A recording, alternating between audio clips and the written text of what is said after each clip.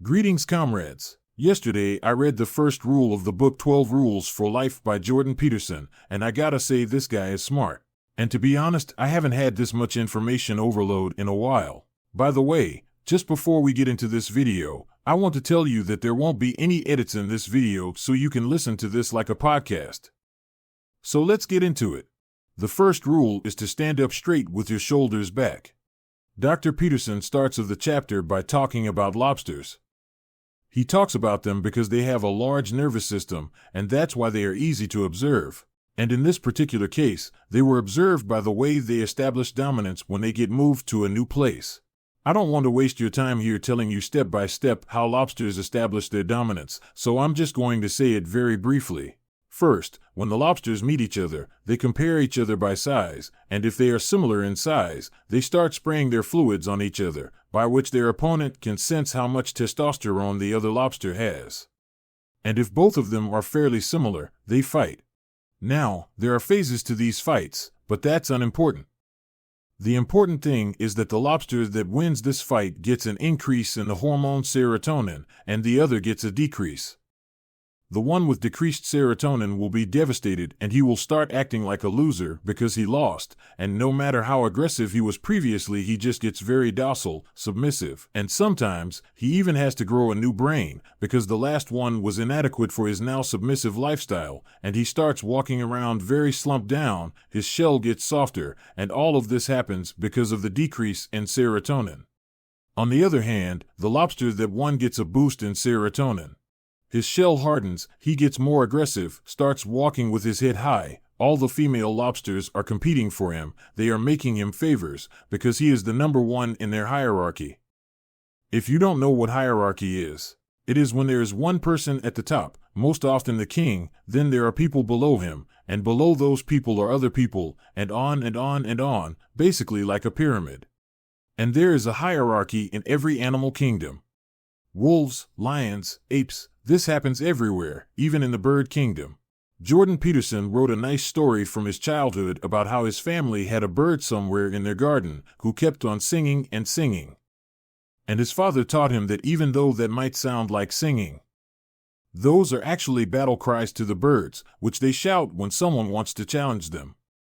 So one time, young Jordan brought out a track recorder, recorded the bird singing, and then played it out to him. And this tiny little bird started attacking him, trying to defend his territory. You might think that we are too civilized for that, but no, we aren't. Take little kids for example. When they are in a sand pit, who would get all the toys if the parents weren't around? Of course, the strongest kid. When the other kids would try to take the toys that he wanted, he would fight them, and he would win. After that win, he gets more aggressive, he gets a big confidence boost, his serotonin increases, and he starts bullying others. And the moment one kid stands up to him and beats him up, he stops because he lost his place to a stronger kid. And now this other strong kid who won gets an increase in serotonin, which causes him to do what? Stand up straight with his shoulders back. Now, obviously, we won't just start fighting people on the street for dominance, but let me tell you this, when you see someone who walks with a straight back, your brain just subconsciously puts him on a higher ranking in the hierarchy. Because it's your primal brain that thinks that, oh, he must have won something. On the other hand, when you see an individual who walks slumped down, your primal brain just puts him lower than everybody else because it sees him as a loser. And as much as you want to pretend that that's not true, it is. Think about this. When you see someone outside who walks looking down into the ground with his rounded up posture, you don't think, oh, that's the alpha male, I bet he is so strong. No, obviously he is losing in some part of his life.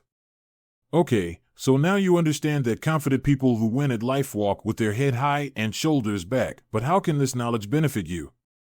Great question. Try this practice with me. Smile, actually smile. Think about something happy for 10 seconds. 1, 2, 3, 4, 5, 6, 7, 8, 9, 10. Do you feel happier? Probably yes, And it's the same thing with confidence. Standing straight with your shoulders back boosts your serotonin levels, which boosts your confidence and overall happiness. You fake it till you make it. You will pretend like you are the lobster that wins every fight, and people will start treating you like one. It goes both ways. You start frowning because you feel angry, and you start feeling angry when you start frowning. Okay, and that's it for today's video. I would also like to take this opportunity to tell you that I will probably be canceling this series because I don't enjoy making these videos. The only way I can enjoy reading is if I read about something that interests me. For example, the second rule in the book, treat yourself like a person you are responsible for helping, doesn't interest me at all, so I don't want to read it.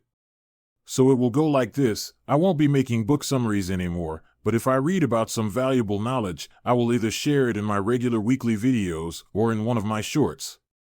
So hopefully you learned something today. Make sure to like, subscribe, and put the notifications on, and may the rest of your day be fruitful and virtuous.